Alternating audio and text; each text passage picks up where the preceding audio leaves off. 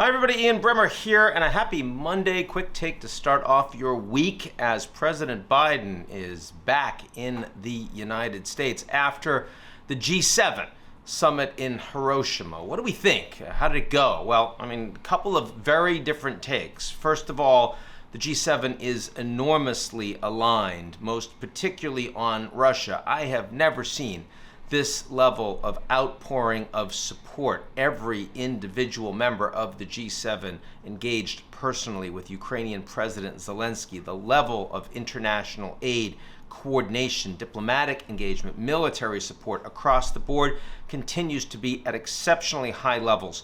Not what Putin would have expected, not what the G7 would have expected before the Russian invasion. And that certainly helps to put Zelensky in a stronger position to negotiate with the Russians after a counteroffensive over the coming months. Furthermore, on China, more coordination from the G7. The term of art is de-risking, and everyone is increasingly using that term. Concerns about Chinese economic coercion.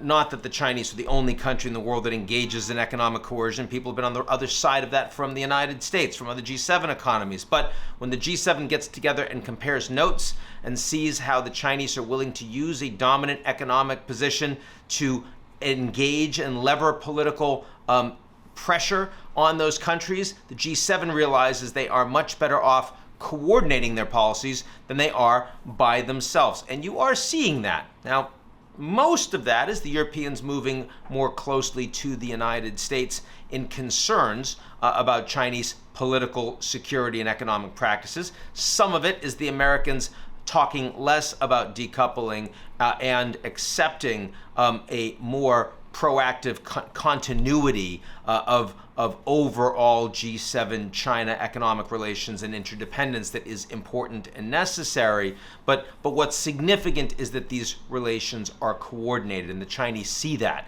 and they see that they are not able to drive a bus through divisions between the United States and Canada on one side, Europeans on the other, in how China is able to engage politically, and that does matter. Having said all of that, that sounds like a great G7 for everyone concerned, but of course, a lot of these leaders are quite weak at home, quite unpopular at home, and the big problem is absolutely President Biden, who had to cut short a dinner with the heads of state and then had to cancel a trip to Papua New Guinea. Doesn't sound all that important, except all of the leaders of the Pacific Island states were coming to PNG in order to meet with Biden. These are countries where the Chinese are dominant economically and the Americans are trying to provide more security relations. Couldn't do that. Canceled on the BRICS summit too. A visit to Australia and to the Prime Minister in his hometown. Kind of embarrassing at the last minute. He got a phone call, at least from Biden, before the announcement. Papua New Guinea only got it afterwards. Well, they're a tiny place, but still doesn't look great. And why is it happening? Dysfunction in the U.S. political system. And everyone gets that the debt limit needs to be resolved. Everyone gets that the Americans have to make good on paying off debts that they have already incurred. And yet, Congress and the U.S. president continue to be headlong moving towards crisis. Only 10 days left until June 1st. And the so-called X date, according to Janet Yellen, Secretary of Treasury, that is when the debt comes due.